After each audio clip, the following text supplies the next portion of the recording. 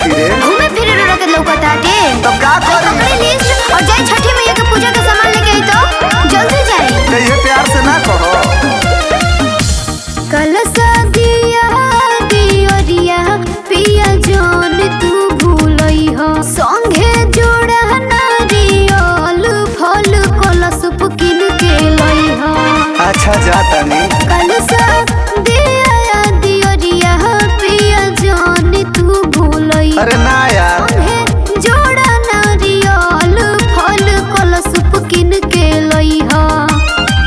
पेन्ही के पियरिया संगे करी हो पूजा पाठ हो। सुनो खरना के खिरिया खिरिया खिरिया खिरिया खरना के खिरिया पिरिया भिरिया ले आई हो तब होई छठ के शुरू तो हो ए धनी ललसा से जाला साका राई भम घटिया पे रही हो तू धनी हमर साथ हो रही हो तू धनी हमर साथ हो। बोली बोली छठी मैया की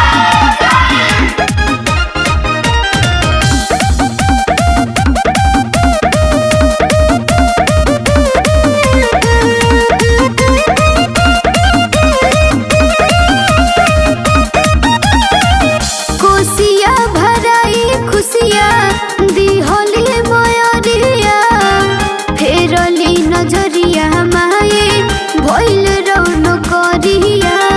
एकदम सही बात कहतरू। बड़ी भाग से संगे असो भूखल जाई रानी जल पीछे खड़ होके अर्घ देवे के दोनों परानी। हमनी बदाया कइले देव दीनानाथ हो।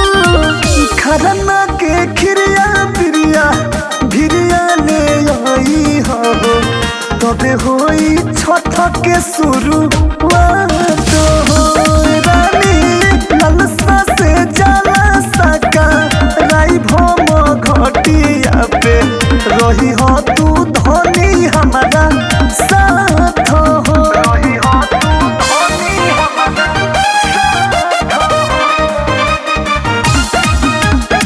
बोली बोली आदित्य गोसैया की